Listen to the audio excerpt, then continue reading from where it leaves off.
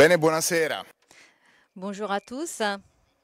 Merci beaucoup et bienvenue à cette rencontre du meeting 2017 intitulée Méditerranée, construire des ponts, des passerelles et abattre des murs. Le thème du meeting de cette année est ce que tu as hérité de ton père, acquiert-le pour le posséder. Dans ce thème, on pense au jugement que le pape a donné à Spei Salvi. En face au monde dans lequel on vit, qu'est-ce qu'on peut espérer? D'où est-ce qu'on peut repartir? Le pape dit, avant tout, force est de constater qu'un progrès est possible seulement au niveau matériel. Mais dans la conscience éthique et dans la décision morale, il n'y a pas de telle possibilité d'avoir un progrès. Parce que la liberté de l'homme est toujours nouvelle et doit toujours prendre ses décisions. Les décisions ne sont pas prises par les autres pour nous. Dans ce cas, on serait plus libre.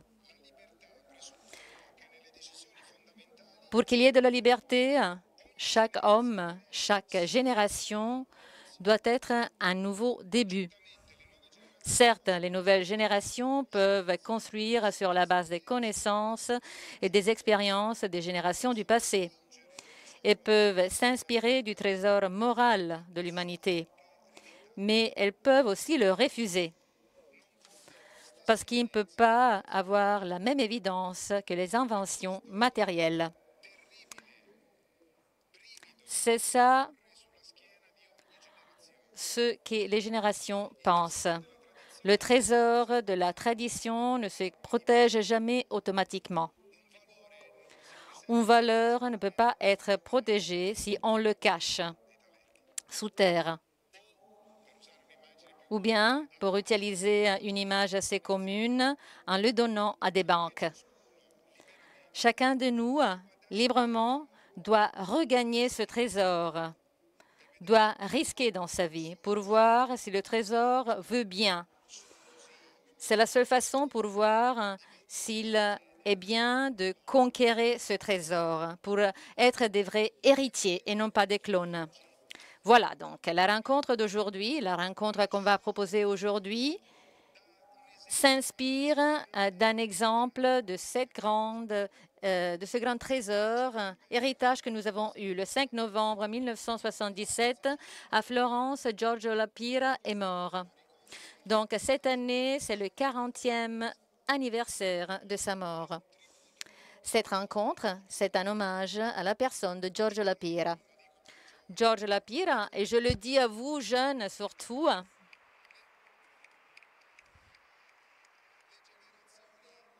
je le dis aux générations les plus jeunes qui peut-être ne connaissent pas Giorgio La Pira. Giorgio La Pira était un professeur à l'Université de Florence. Il était membre de l'Assemblée constituante italienne. Il a fondé le Parti de la démocratie italienne, de la démocratie chrétienne, et il était le maire de Florence pendant la reconstruction. On l'a rappelé plusieurs fois. Bien évidemment, La Pira ne peut pas être considéré comme un fondateur du meeting parce qu'il est mort auparavant, mais c'est sûr qu'il est l'une des personnalités au niveau culturel, politique et religieuse. Et maintenant, il y a sa cause de béatification. Disais-je, La Pira est l'un des protagonistes de notre histoire récente qui a beaucoup inspiré l'idée des premiers fondateurs du meeting de Rimini. Dans la première édition du meeting de Rimini, au mois d'août 1980, il y a 37 ans, dans le programme, il y avait une rencontre titrée « Europe, Italie, Méditerranée, une contribution pour la paix ». On pourrait le superposer au titre d'aujourd'hui. Au fil de 37 ans, on a été fidèle à cette idée, à ce patrimoine qu'on avait à l'origine. Quel est donc cet héritage? et qui est appelé aujourd'hui à regagner cet héritage. On a deux points forts, en fait. On a deux points importants. Le premier point important de cet héritage de la Pira, ce n'est pas un principe, ce n'est pas une valeur, ce n'est pas une doctrine, mais c'est un lieu. C'est un espace, en fait. Ou bien, pour être plus précis, c'est une mer, la mer méditerranéenne. Pensez à la Méditerranée d'aujourd'hui. Pensez au contexte. C'est le contexte où chaque jour, on a des tragédies humaines. Aujourd'hui, la Méditerranée est en cimetière. Mais cela n'a pas toujours été le cas. Ce n'est pas l'héritage qui nous a été laissé. Dans la pensée de la Pira, ça c'est très clair. En 1958, la Pira avait convoqué à Florence le premier colloque méditerranéen.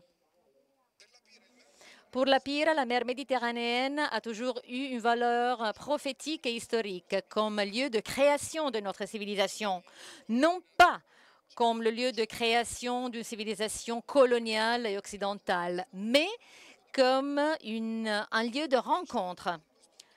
La Pira, dans ce premier colloque de 58, a dit « La Méditerranée est précieuse parce que c'est le lieu où on a la rencontre entre les trois composantes de création de notre civilisation, c'est-à-dire la composante religieuse de la révélation divine qui trouve en Abraham,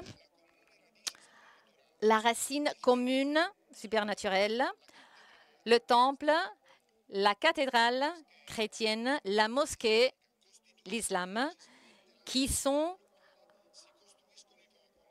le berceau des peuples et des civilisations qui vivent au pourtour de la Méditerranée. De la composante métaphysique élaborée, dessinée par les Grecs et les Arabes. C'est eux qui soutiennent la vision ordonnée du monde. Et après, la composante juridique et politique élaborée par les Romains, qui a structuré un ordre politique où on a tout ordre social.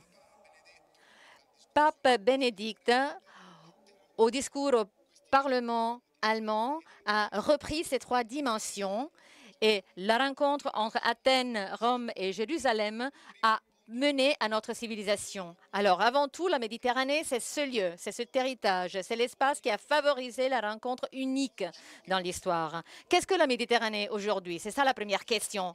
Qu'est-ce qu'on voit aujourd'hui dans la Méditerranée? Il y a après un deuxième héritage laissé par la Pira. Le cœur du destin du monde, l'âme de la société, c'est les villes. Le deuxième point d'héritage, c'est le rôle joué par les villes dans la construction de la paix, dans la construction de cet espace de dialogue. On sait déjà que le futur du monde est dans les mains des villes, des zones urbaines. Il y a plus de population dans les zones urbaines que dans les zones rurales.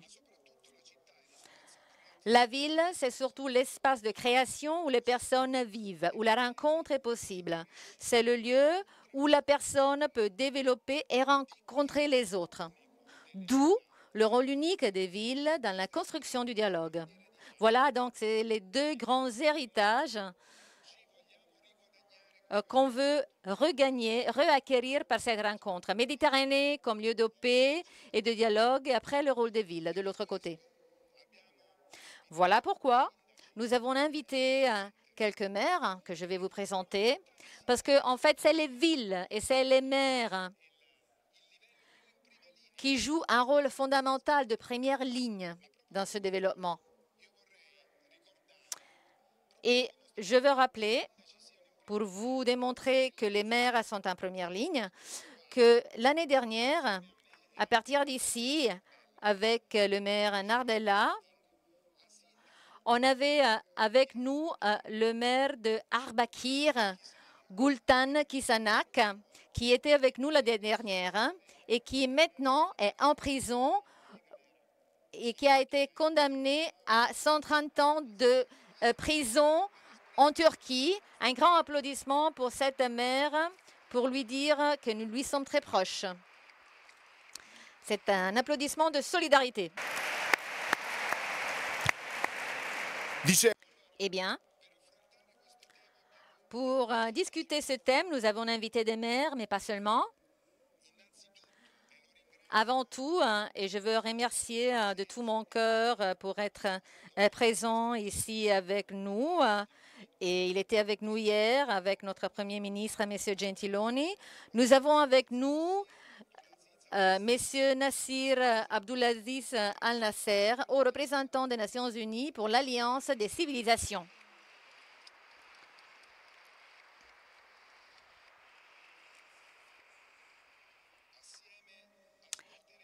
Et nous avons avec nous aussi le maire de Tunis, M. Saïfallah Lazram.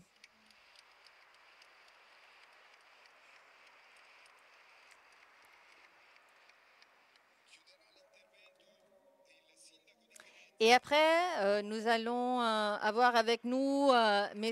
Dario Nardella, maire de Florence. Mais pour commencer notre dialogue,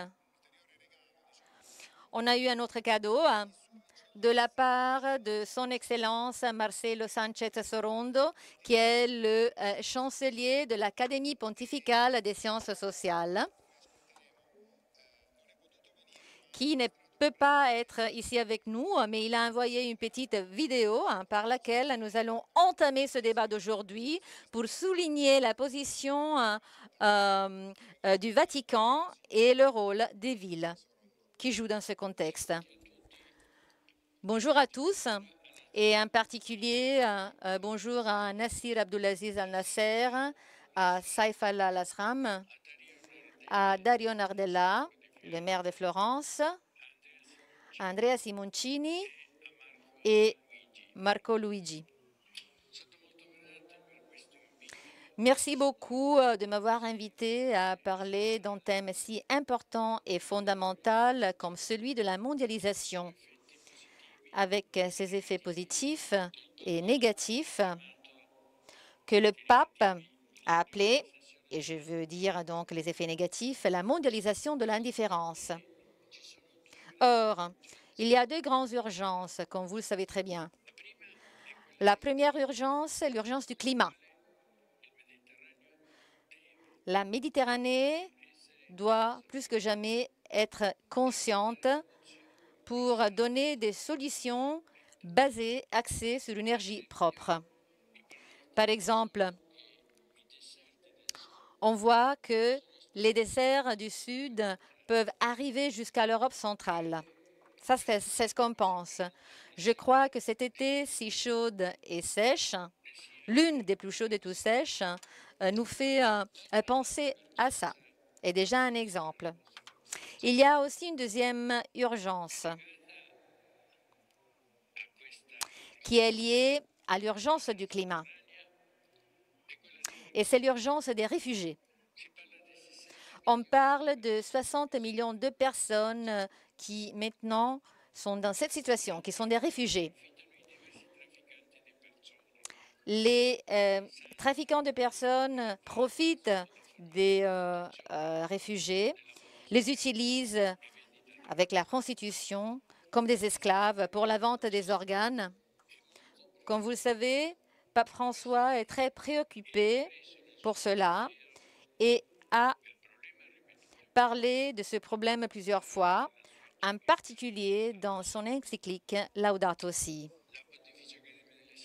L'Académie pontificale des sciences et l'Académie pontificale des sciences sociales, dont je suis le chancelier, a suivi le désir du pape et à l'aide des maires du monde, et en particulier à l'aide des maires d'Italie et de la Méditerranée, ont cherché d'identifier des modèles ou bien des bonnes pratiques pour éradiquer ces maux. C'est une nouvelle obligation morale qui incombe à toutes les nations, à tous les pays, avec l'approbation des nouveaux objectifs du développement durable et en particulier de l'objectif 8.7. Pour ce qui est du trafic de personnes, nous pensons que la prostitution pourrait être éradiquée si tous les pays adoptaient le modèle du Nord, comme la France l'a fait l'année dernière. Un modèle qui pour la première fois, pénalise non pas les victimes, comme on a toujours fait dans l'histoire, mais les clients. Pour ce qui est de l'autre problème, c'est-à-dire la vente des organes, on vient de rentrer d'un voyage en Chine où les Chinois, après les cas de prélèvement forcé des organes pris des prisonniers, justiciers, ont finalement décidé de présenter un modèle qui est très intéressant parce que c'est une sorte de récompense à la famille des donneurs. Et là, je parle d'une récompense morale ou bien une récompense morale pour les donneurs en leur montrant que leurs organes ont été utilisés pour sauver la vie de beaucoup de personnes qui seraient mortes autrement. De cette façon, ils peuvent faire comprendre aux donneurs qu'ils sont la seule solution au problème des transplantations. Il n'y aurait pas de transplantation forcée, il n'y aurait pas des esclaves s'il y avait des donneurs d'organes. Et finalement, pour ce qui est le travail d'esclaves, maintenant, je suis à Alpbach, en Autriche, où on est en train de débattre et pour voir comment les multinationales devraient se réglementer pour favoriser un travail digne et libre pour toute personne. Donc, bonjour à vous tous et en particulier au maire de Florence, M. Dario Nardella, avec lequel on est en train d'organiser au mois de novembre un sommet important sur Giorgio La Pira, concentré sur la Méditerranée. Ce grand-maire, Giorgio La Pira, avait déjà parlé de ces problèmes et il voulait trouver des solutions par le dialogue, y compris le dialogue interreligieux, comme le maire vous le dira très bien. Bref, pour conclure, vous tous qui êtes en train d'étudier ces thèmes, vous devez être bien conscients de ces drames, de ces problèmes. Et vous devez surtout chercher non seulement à revoir et rediscuter le problème, mais aussi trouver une solution que nous appelons des modèles et des bonnes pratiques pour que l'être humain puisse vivre comme un vrai être humain, tout en respectant sa dignité de personne, sa liberté, et pour qu'il puisse vivre enfin en paix. Merci beaucoup à tous.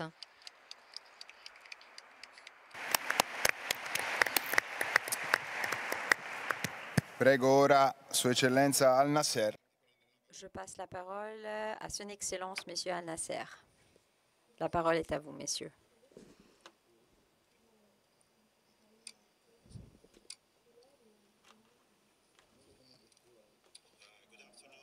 Bon après-midi à tous et à toutes. C'est un grand plaisir pour moi d'être là avec vous encore une fois pour vous parler de la Méditerranée, construire de ponts, abattre de murs. Il s'agit d'un thème très important aujourd'hui, surtout en considérant la situation politique actuelle. Et l'expression « abattez ce mur » tire son origine d'un contexte politique bien précis lié au discours de l'ancien président des États-Unis, Ronald Reagan, prononcé à la porte de Brandebourg au mois de juin 1997. Et c'est pendant ces discours qu'il a dit que le mur de Berlin n'aurait pas pu résister à la liberté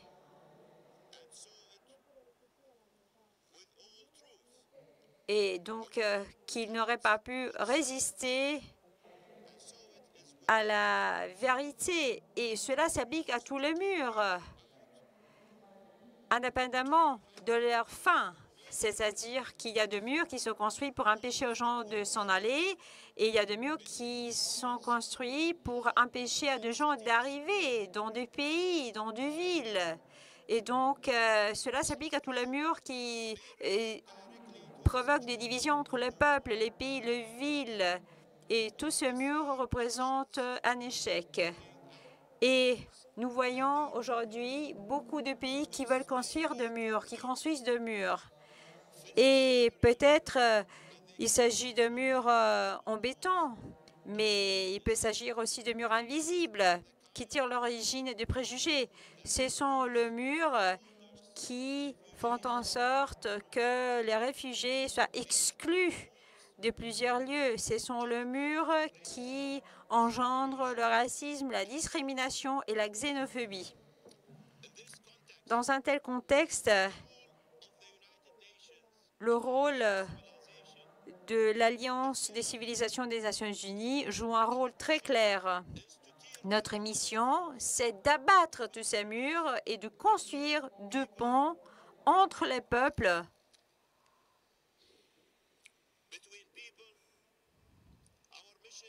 Notre mission, c'est donc d'abattre ces murs et d'abattre des murs entre les peuples en promouvant le dialogue interculturel et interreligieux, en travaillant pour favoriser la diversité et l'inclusion, en reconnaissant que toutes les sociétés aujourd'hui sont multireligieuses, multiculturelles, multiethniques. Et voilà pourquoi il faut absolument investir en l'intégration sociale de ces sociétés. Il faut promouvoir la diversité comme une source de richesse et non pas comme une menace. Et c'est là donc que le dialogue interculturel devient un besoin incontournable. Il faut tirer l'inspiration des exemples réussis tout autour de nous. Par exemple, la région de la Méditerranée. C'est un exemple clair de cela. C'est là où les projets peuvent avoir un impact important, surtout si mis en œuvre au niveau régional. Pendant 2 siècles, la mer Méditerranée a été le berceau de plusieurs civilisations et la Méditerranée a été un carrefour, une plaque tournante entre l'Asie, l'Afrique et l'Europe. Ça a représenté un lien économique. Ça a été une route importante pour l'échange de marchandises entre ces 3 continents.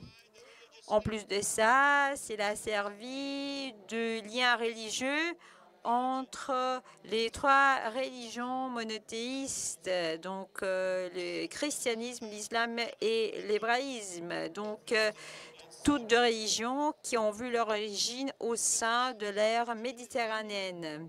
Et voilà donc que la Méditerranée, une fois de plus, représente comment le fait d'abattre le mur, c'est la clé du succès, car non seulement on engendre le développement économique, la richesse, le développement culturel, mais aussi la circulation de la connaissance et de la sagesse.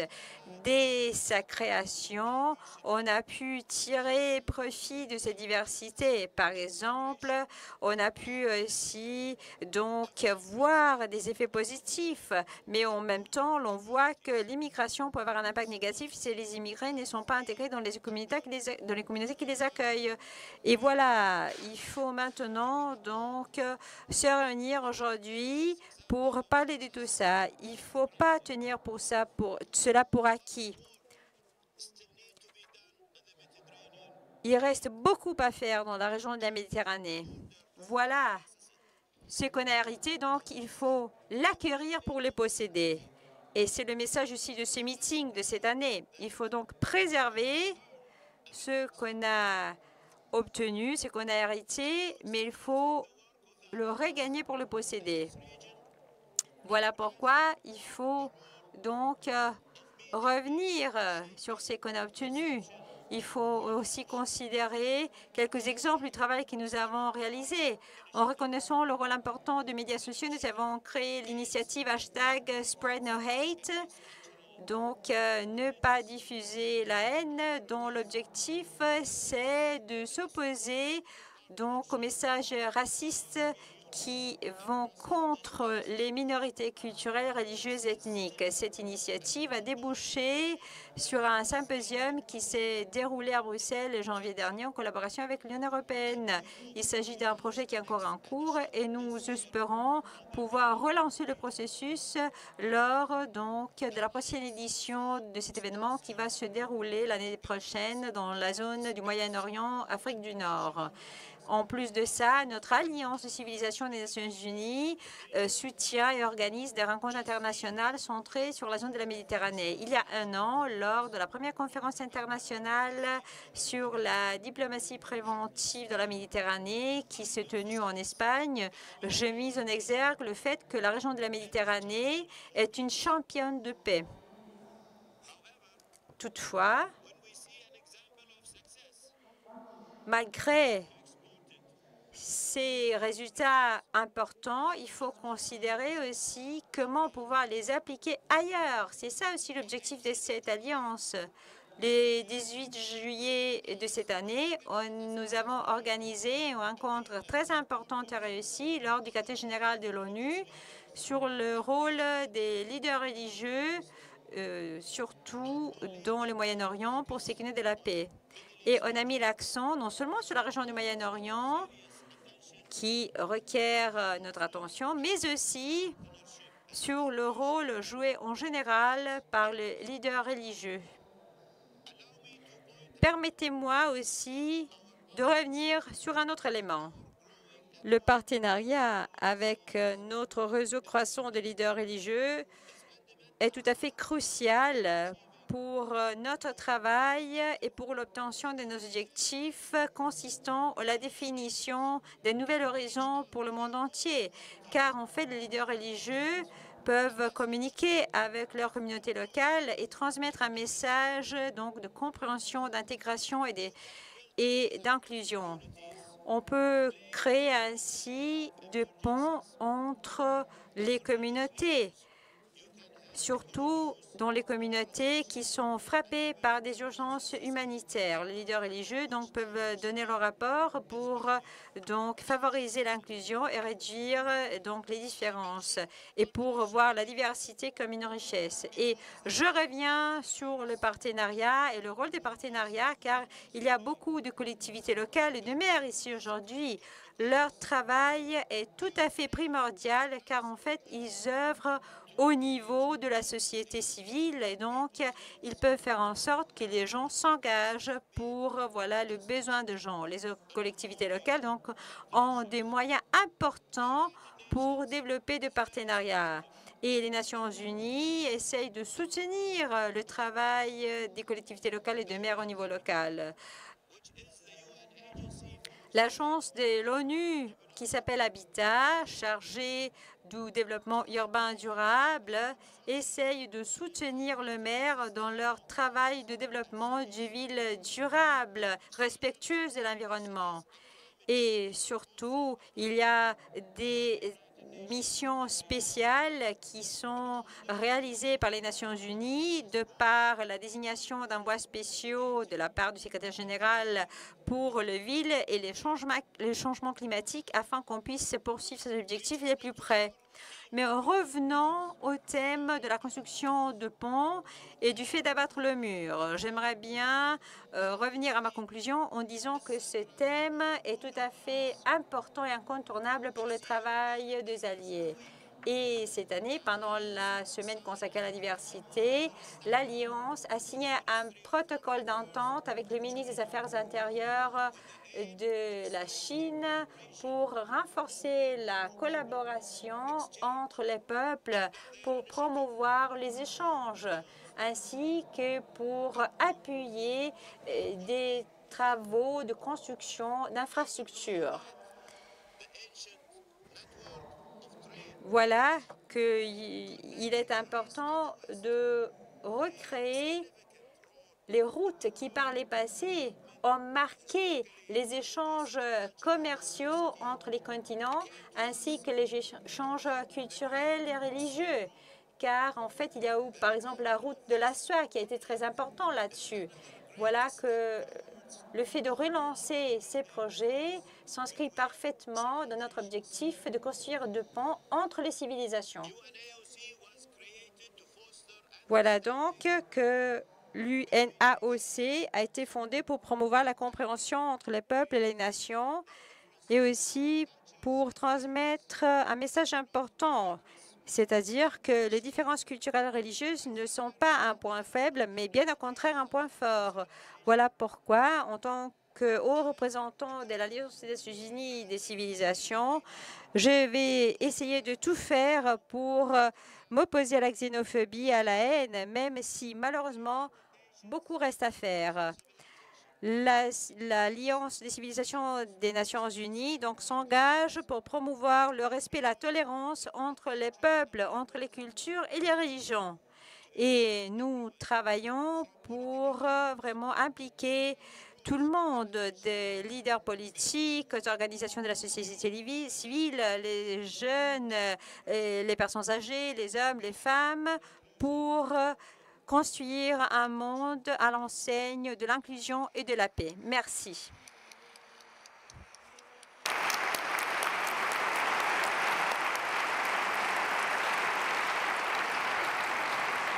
Ringrazio particolarmente. Je remercie M. Al-Nasser pour sa contribution qui nous a aidés à en savoir plus sur ces activités réalisées par les Nations unies et à connaître donc cette entité dont il est le représentant.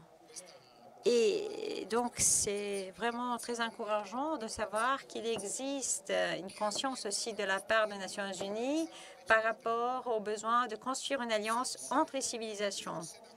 Et peut-être c'est à partir de ces niveaux internationaux qu'on peut s'attendre un peu plus par rapport de ce que l'on obtient de la part des niveaux supranationaux européens. Donc, c'est une bonne nouvelle de savoir que les Nations unies ont une entité consacrée à ce travail des constructions de ponts, surtout sur ce qui en est aussi de la détection des bonnes pratiques, des bons exemples, en mettant l'accent sur les bons résultats remportés. Et aussi cette importante mission d'abattre le mur, quelque chose peut-être qu'on ne répète pas suffisamment. Je passe la parole à M. Lazram, maire de Tunis. Merci.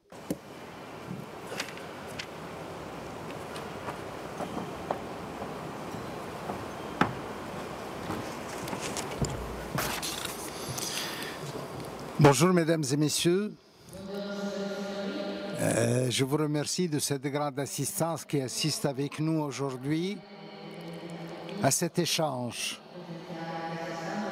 Je remercie également le podium qui assiste avec nous.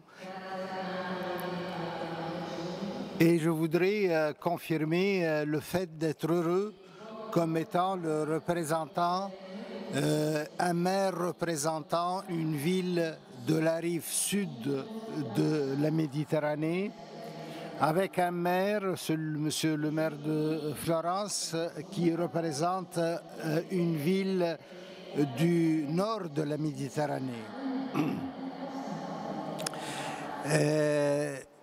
Et c'est aujourd'hui sur le thème de la construction de ponts entre les deux rives de la Méditerranée où je voudrais citer la rencontre entre deux mers, la rencontre entre deux villes et les raisons qui nous ont amenés à se rencontrer. Tunis et Florence ont signé depuis 2 ans un accord de coopération et d'amitié. Cette rencontre entre les deux mers et la signature de cette convention a été occasionnée par le fait que Tunis a été le théâtre d'une attaque terroriste qui nous a particulièrement affectés et qui a eu un écho jusqu'à Florence. Et on a vu l'arrivée de monsieur le maire à Tunis, d'abord pour nous soutenir et deuxièmement pour s'informer sur le processus démocratique qui a été engagé en Tunisie après la révolution de 2011. 2011, mesdames et messieurs, la Tunisie a connu une rupture avec son système politique, un système politique centralisé, un système politique dictatorial, et le peuple a mis une fin à cette situation dans le cadre d'une révolution pacifique, dans le cadre d'une révolution sans effusion de sang et dans le cadre d'une révolution sans règlement de compte. Et c'est comme ça qu'on a voulu reconstruire notre pays en ayant pour objectif l'établissement de la démocratie, la libéralisation de la parole et l'institution du respect mutuel en termes politiques, en termes économiques et en termes sociaux. Et c'est comme ça que le pays a été mis sur de nouveaux rails qui, grâce à des élections libres, on a pu élire une assemblée constituante qui a écrit et promulgué une nouvelle constitution, la constitution de la Deuxième République tunisienne. L'établissement de la constitution a amené à pousser le système démocratique vers des élections limpides qui ont donné lieu à une assemblée du peuple élu démocratiquement et un président de la République également élu. La Constitution prévoit aussi l'organisation prochaine d'élections municipales qui mettront les conseils municipaux au niveau souhaité de la démocratie et qui donnera au pouvoir local une liberté et une liberté de décision qui permettra de répondre aux attentes des citoyens. Et sur la base de cette démarche que nous avons eue, Tunis et Florence, nous avons bâti un pont de coopération pour profiter de l'expérience de Florence, qui est une expérience italienne qu'on trouve dans les autres villes d'Italie, et donc pour nous assister dans la mise en place de la décentralisation du pouvoir central. Certains disent que le cas de la Tunisie est un cas unique dans ce que nous avons connu comme étant le printemps arabe. C'est peut-être un cas unique, c'est peut-être un cas d'école. L'histoire jugera si c'est le génie, en quelque part, le génie tunisien qui a pu arriver dans cette situation à la situation d'aujourd'hui. Mesdames et messieurs, nous parlons aujourd'hui sur le titre « Construire des ponts et abattre les murs ». Pour construire des ponts, il faut être plusieurs. Il faut être au moins deux. Le cas de la coopération décentralisée entre Florence et Tunis, ce sont deux villes, ce sont deux maires qui ont voulu collaborer, qui ont voulu mettre la main dans la main pour construire ensemble. Mais aujourd'hui, la Méditerranée, entre la Méditerranée, la rive nord et la rive sud, il faut décomplexer les relations. Il faut décomplexer les relations et surtout ne pas avoir peur. Parce que la Méditerranée, c'est une histoire. La Méditerranée a été et reste un berceau de civilisation. La Méditerranée est une mer qui constitue un lien beaucoup plus qu'un frein. Et je pense que l'histoire nous enseigne tout ça et il faut qu'on relise l'histoire de la Méditerranée pour pouvoir bâtir sur cette histoire, bâtir les relations de demain. Aujourd'hui, mesdames et messieurs, il y a deux problèmes qui préoccupent aussi bien la rive sud que la rive nord de la Méditerranée. Ces deux problèmes sont l'immigration et le terrorisme qui se développe un peu partout dans le monde et qui n'est pas un fait de la Méditerranée. En ce qui concerne l'immigration, une chose est sûre pour moi. Ce ne sont pas les murs qu'il faut élever pour régulariser l'immigration, bien qu'il y a encore des pays et des personnes qui plaident pour l'établissement de nouveaux murs, comme si le mur de Berlin ne suffisait pas comme une leçon historique. Aujourd'hui, l'immigration doit être regardée telle que vécue, tout en sachant que l'immigration est un phénomène qui a toujours existé depuis l'humanité. Ce n'est pas un fait nouveau, mais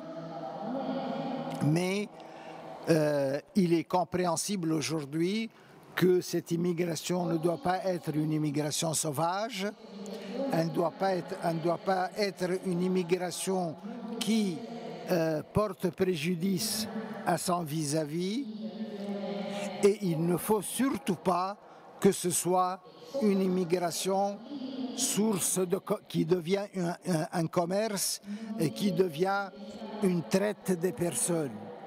Et c'est ce que nous vivons aujourd'hui. Nous vivons malheureusement ce phénomène.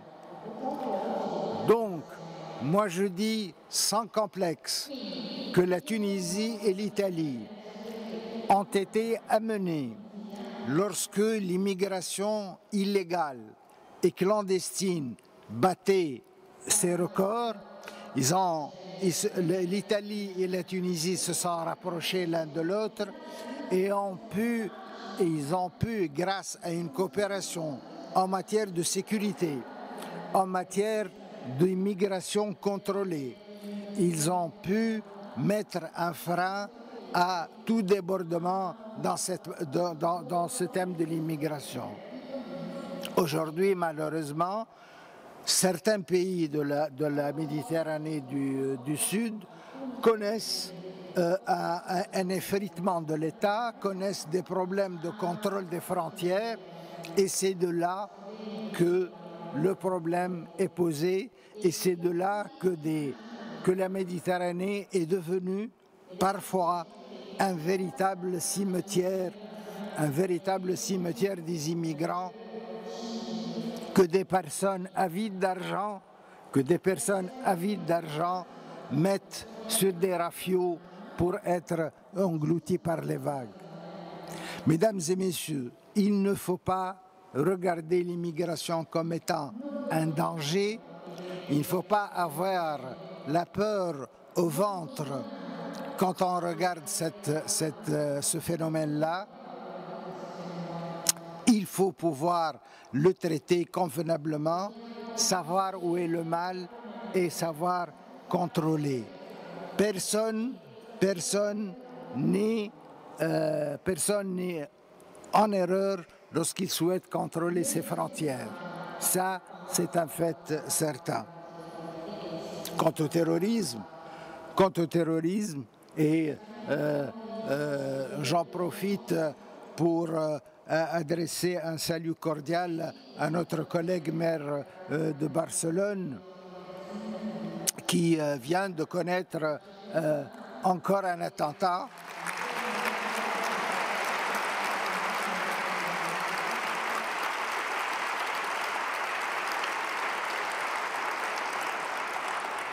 Donc, quant au terrorisme, ce phénomène qui a touché aussi bien nos pays du Sud que les pays européens du Nord, que le monde entier d'ailleurs, c'est un phénomène qui n'a ni nationalité, ni soi-disant référence religieuse, Mais c'est des mouvements où il nous faut s'y mettre. Il nous faut s'y mettre à étudier les raisons et également à étudier les organisateurs et le financement de ces organisations dangereuses qui défient la sécurité des pays, défient la sécurité du monde. Là aussi, je peux en témoigner de la coopération qui existe entre la Tunisie et l'Italie, avec d'autres pays d'ailleurs, d'autres pays de l'Europe du Nord, qui nous permet également aujourd'hui non seulement de combattre le terrorisme, mais de prévoir ces actions pour pouvoir en mettre fin. Nous sommes dans les pays et les villes de la Méditerranée du Sud totalement contre ces actions hideuses qui touchent à la sécurité des pays et qui touchent à la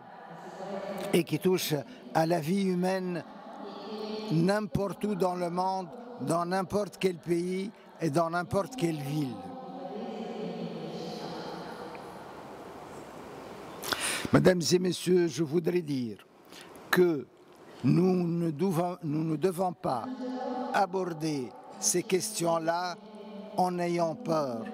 Il faut avoir le courage de les aborder et le courage de mettre le doigt sur l'origine de ce mal qui malheureusement touche tous nos pays et toutes nos populations. Mesdames et messieurs, je suis heureux d'avoir eu la possibilité de m'adresser à vous. Je suis heureux d'avoir eu la possibilité de m'associer au panel et je suis heureux également de saluer l'amitié et la coopération entre la Tunisie et l'Italie et entre Tunis et Florence. Et je vous remercie de votre attention.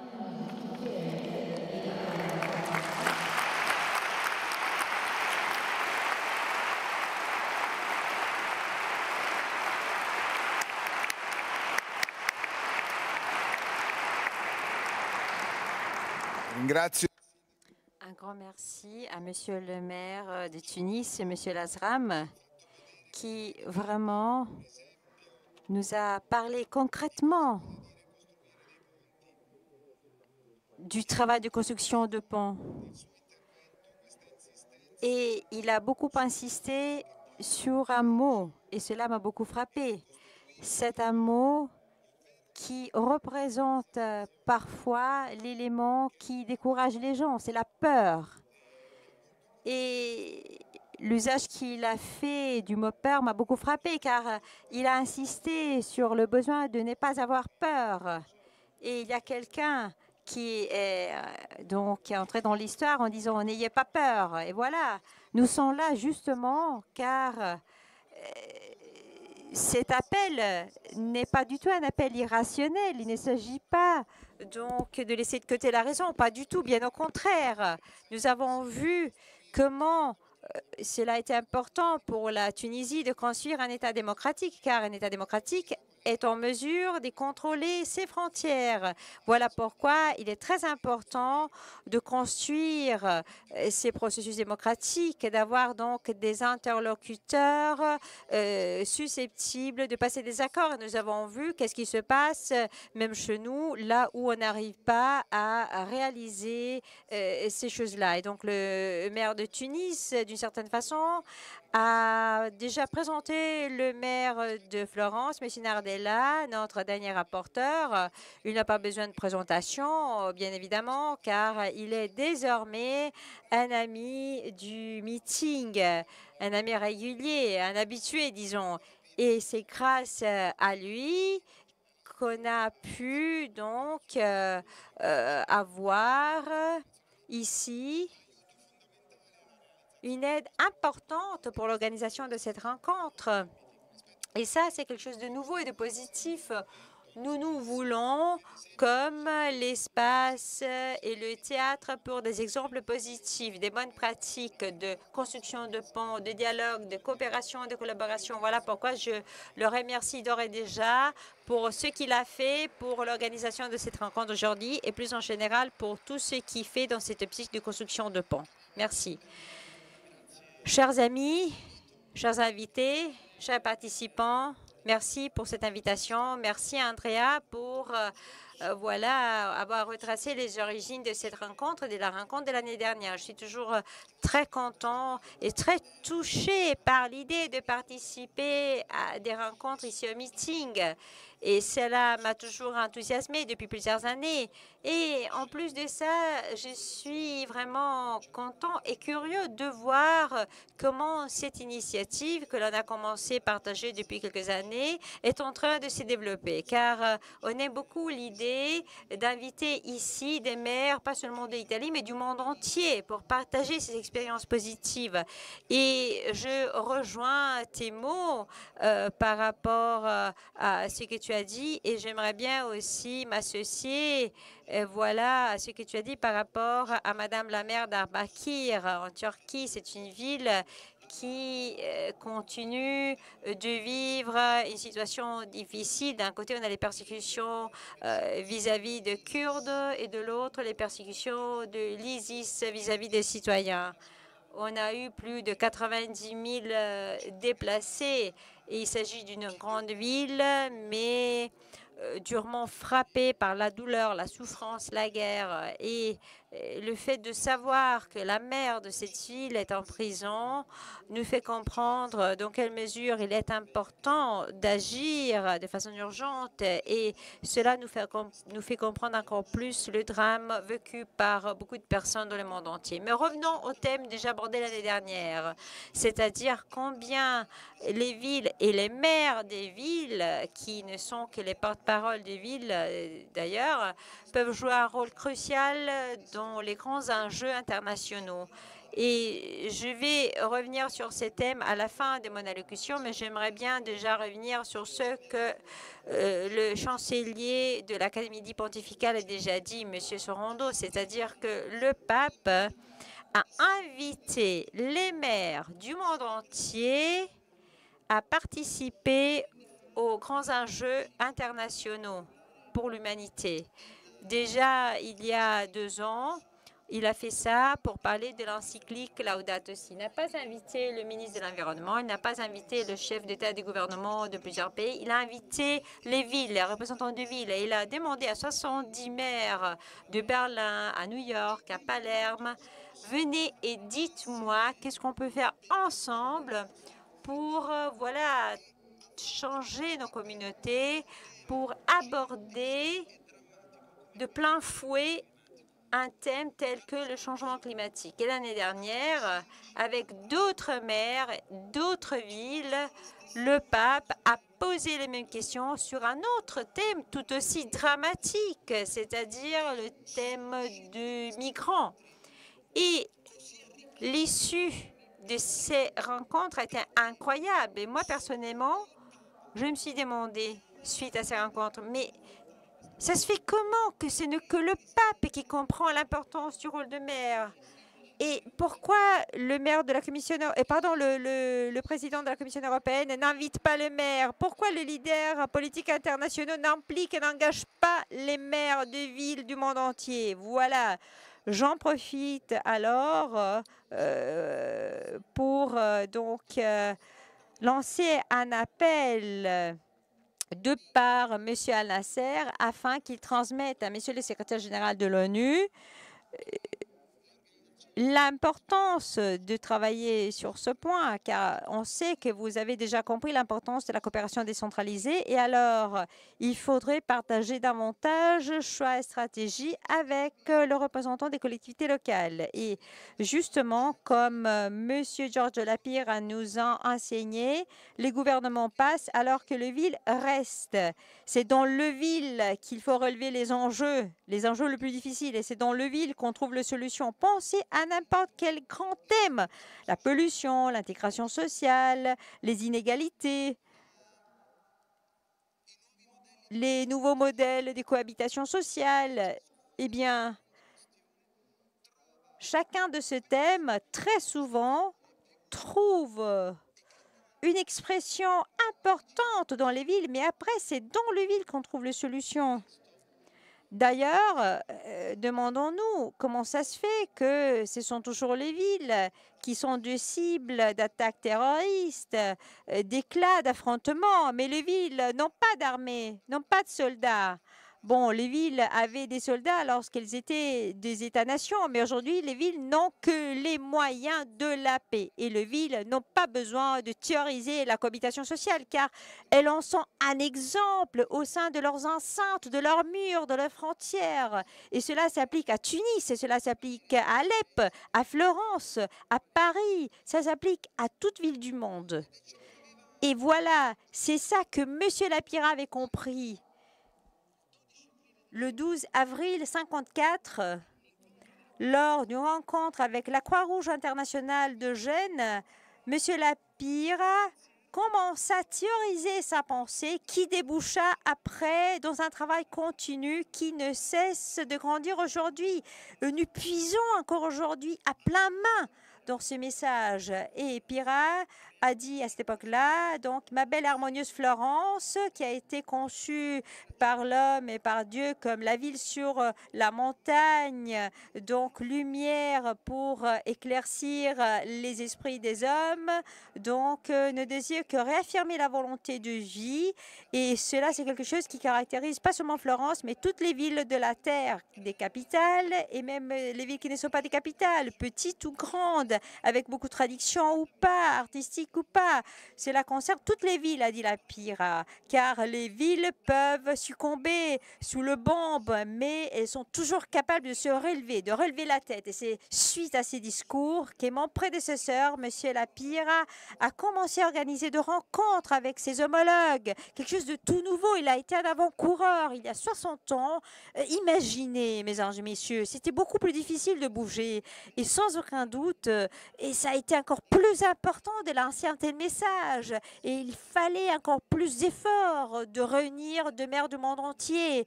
Et au mois d'octobre 1955, par exemple, dans le siège de Palazzo Vecchio, Lapira a invité des maires de villes du monde entier. C'était la guerre froide alors.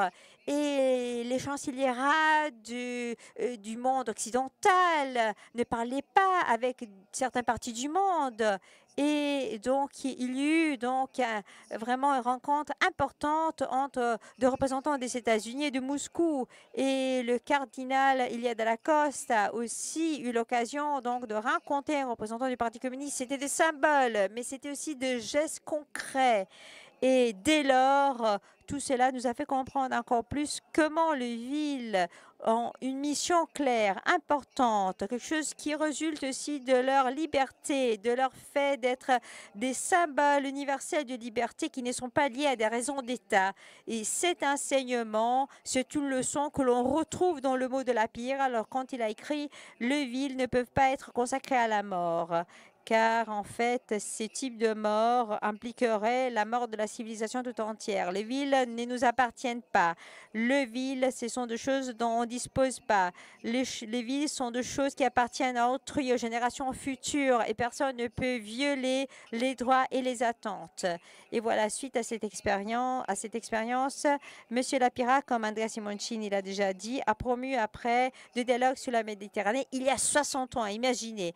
Et rien n'a changé de lors. C'est-à-dire que sans aucun doute, on a des problèmes différents, des urgences différentes, mais la racine est toujours la même. Les contextes sont toujours les mêmes, le cadre de référence. Voilà pourquoi on a voulu promouvoir lors des dernières années à Florence des rencontres avec des maires européens, mais aussi issus d'autres continents pour reprendre ces leçons de Lapira.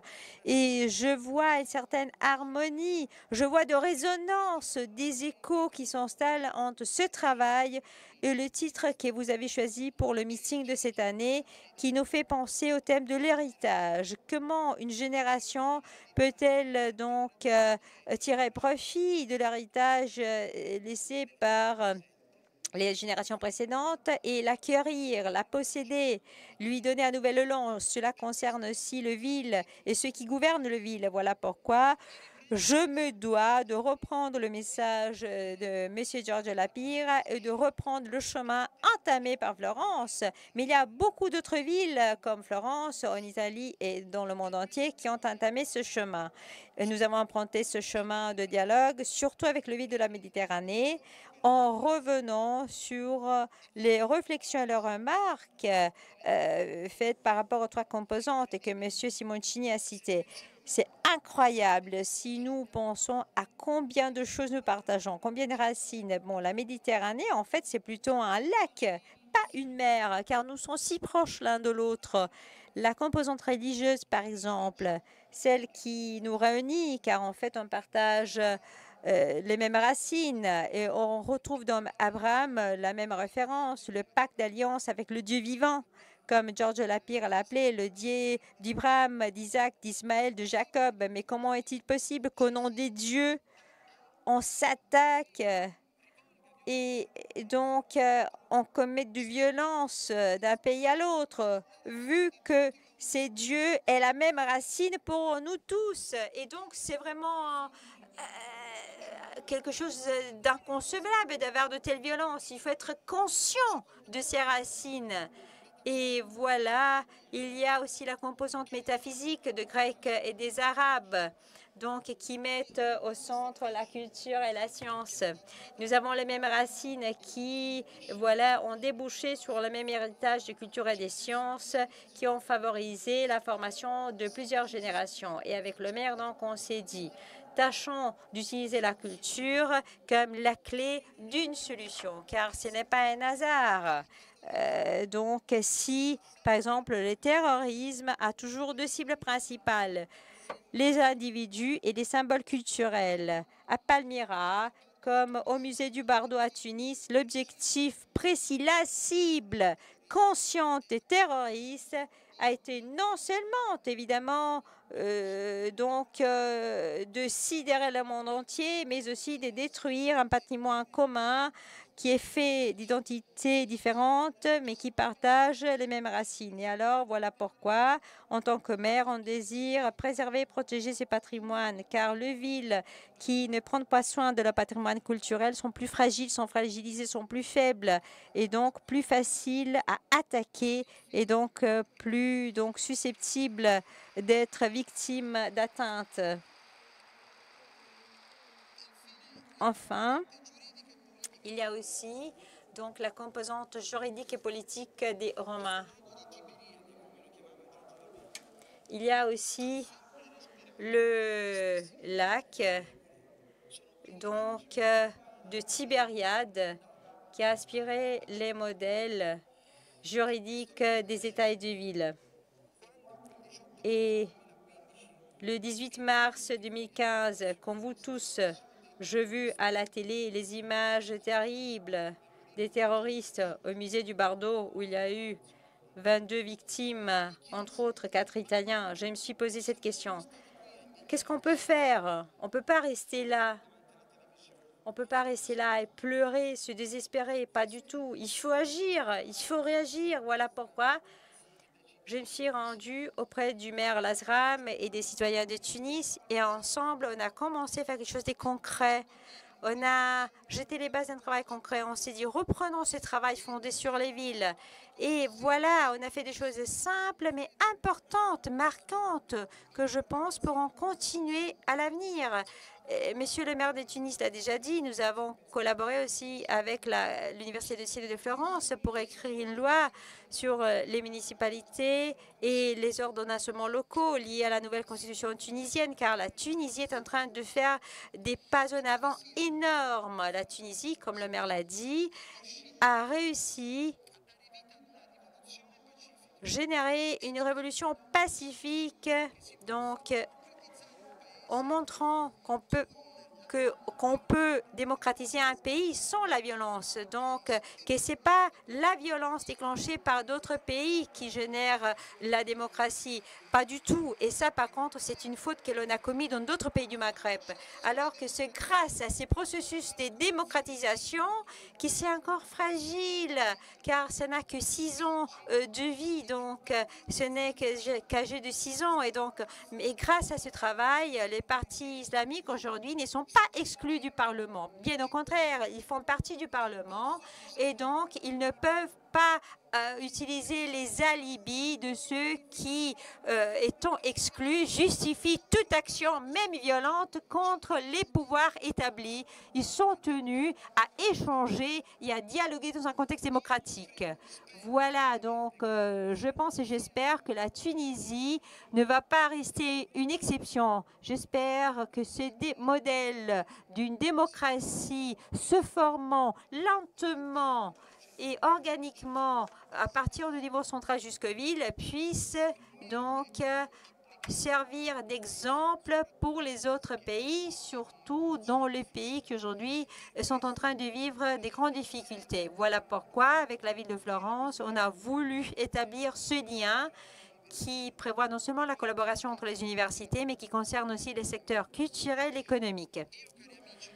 Chers amis, j'en arrive à ma conclusion. J'en suis rendu compte de ce devoir quand, avec le directeur du musée du Bardo, quelques mois après l'attentat, j'ai visité les salles de ce musée. Il y avait encore les traces des balles un peu partout. Et peut-être ces traces sont encore là comme signe du passé, comme mémoire. Et puis, j'ai vu les mosaïques romaines magnifiques quand je suis entrée dans les musées. Je me suis dit, mais qu'est-ce que c'est que ça? C'est notre héritage.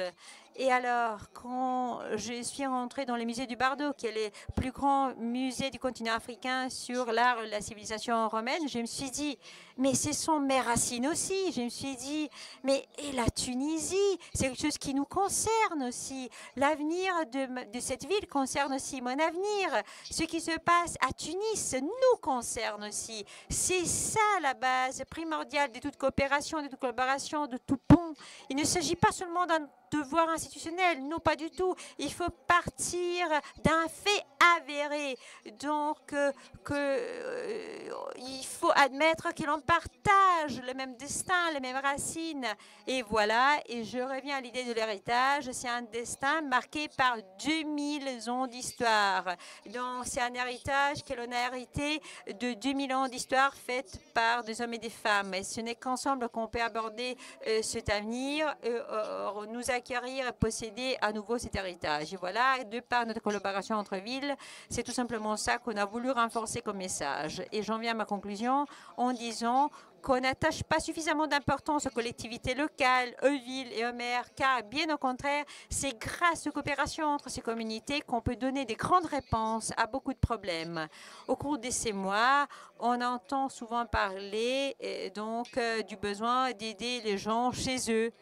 Mais en fait, les 28 pays de l'Union européenne dépensent moins de la moitié pour la coopération pour le développement qu'en armement militaire. Et alors, plus de cohérence, s'il vous plaît, mesdames et messieurs. Nous, par exemple, nous avons commencé un travail avec la ville de Fès au Maroc et grâce à l'Université de Florence, nous avons créé un petit département d'architecture. Je pense qu'il n'y a rien de plus stable et de plus durable que d'enseigner un métier aux jeunes gens de Fès, le métier d'architecte qu'ils pourront utiliser pour l'avenir et les progrès de leur pays à l'avenir. Je pense qu'encore une fois, la formation, la culture, l'éducation, même dans une optique de développement, sont le meilleur outil pour favoriser la coopération entre les villes et les États. Voilà l'héritage le plus important qui nous a été laissé par un maire les générations passées. Et c'est ça l'héritage que le pape courant a compris beaucoup plus rapidement que d'autres. Et donc voilà, il a dit bien sûr lui aussi, construisons de ponts et abattons le mur. Je vous raconte une petite anecdote personnelle.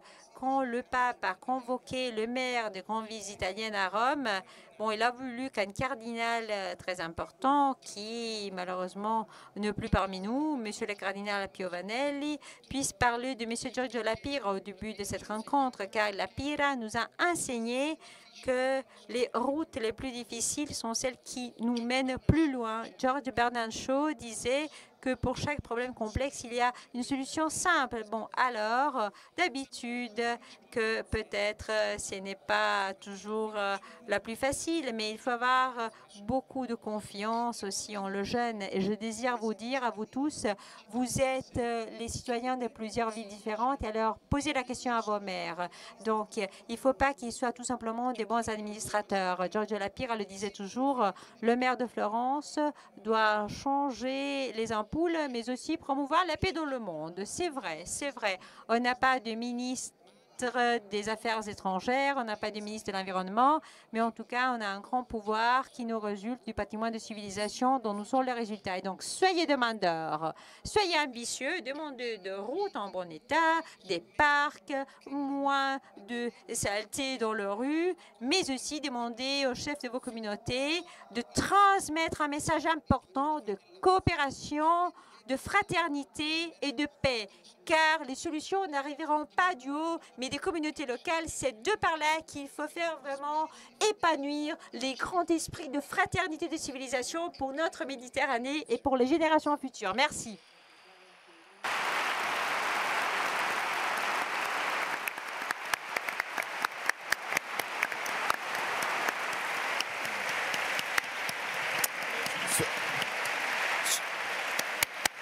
Ringrazio. Un très grand merci. Lo state facendo voi. Bon, vous êtes aussi en train de le remercier. Je remercie énormément le maire de Florence. Et voilà, Monsieur Al Nasser m'a demandé la parole pour une petite remarque. Voilà, il voulait dire quelque chose. Merci. Merci. J'aimerais bien rajouter un point. Un autre outil puissant que nous avons à notre disposition, c'est l'outil de la musique comme langue universelle. L'art, depuis toujours, représente un outil primordial pour promouvoir la diversité et la tolérance. Et l'Alliance de civilisation des Nations Unies organise des concerts. Et chaque année, auprès de notre quartier général à Genève, on organise des concerts. L'été dernier, on a organisé les concerts de Méditerranée avec 16 artistes ressortissants de la rive sud et nord de la Méditerranée. Le message était le suivant. La région de la Méditerranée est une région très riche en histoire et en diversité. Il ne s'agit pas du tout d'une région de violence et donc qui n'est caractérisée que par les migrants. Je remercie Monsieur Al Nasser aussi pour cette remarque additionnelle qui, voilà, est revenue sur le thème portant de notre rencontre, c'est-à-dire le rôle de la beauté dans le travail de construction de ponts et de destruction de murs. Car la beauté a un pouvoir énorme et permet aux hommes de dépasser les différences et les obstacles, un peu comme M. Nardella nous disait. Et voilà, qu'est-ce qu'il a éprouvé lorsqu'il a vu les mosaïques romaines au musée du Bardo. Et c'est un point vraiment important. On a toujours voilà, un temps très limité à notre disposition. Vous savez qu'il y a un programme assez serré ici au meeting. Et on pourrait rester là et en parler pendant des heures. Mais j'espère que ce dialogue puisse continuer, car en fait, c'est un thème important. C'est un thème très riche. Et surtout, j'ai l'impression qu'il y a deux points clés que l'on peut tirer comme fil rouge et que l'on peut garder avec nous, que l'on peut retenir, et y compris le message de Monsieur Son Excellence Orlando, ce sont les suivants. Tout d'abord, être conscient de l'ampleur du problème, c'est-à-dire qu'il faut construire de ponts et abattre de murs dans la Méditerranée. C'est un problème des grandes ampleurs, il ne faut pas le cacher.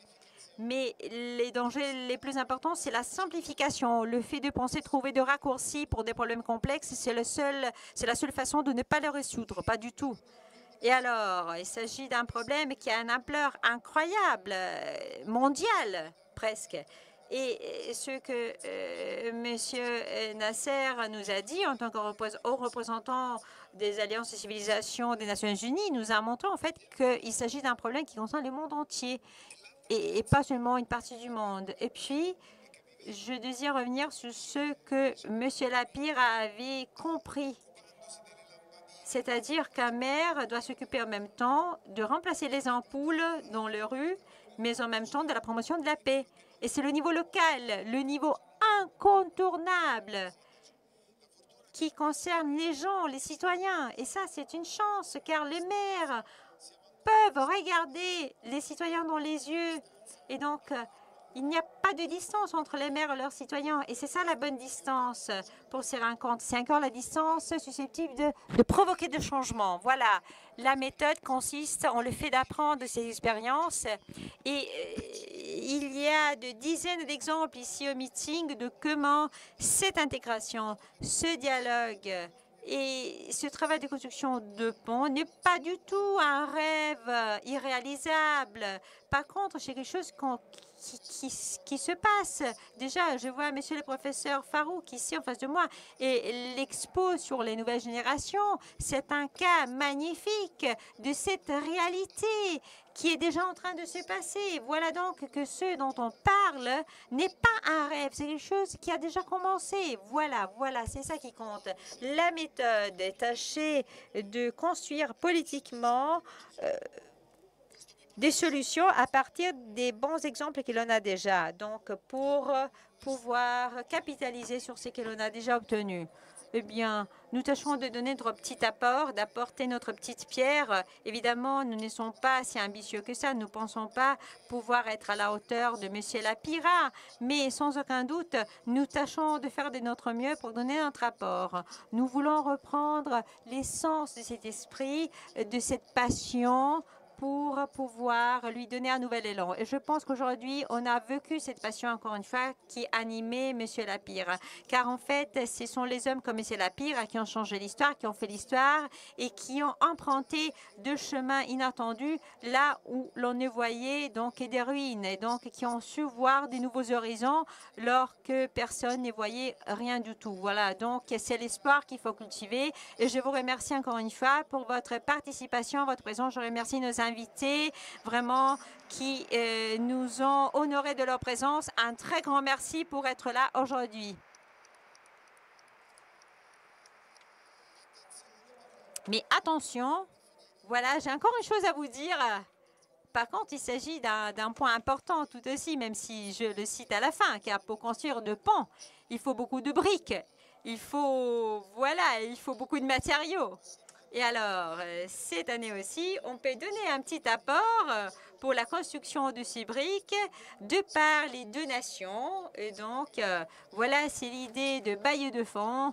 Et c'est quelque chose qu'on a commencé il y a quelques années. Voilà pourquoi, dans tous les halls du meeting, vous pouvez trouver donc des guichets pour donner librement, et il y a vraiment des gens consacrés à ça, et donc ce sont de bénévoles qui portent un t-shirt vert. Donc je vous remercie d'ores et déjà et je vous souhaite une très bonne continuation. Merci beaucoup.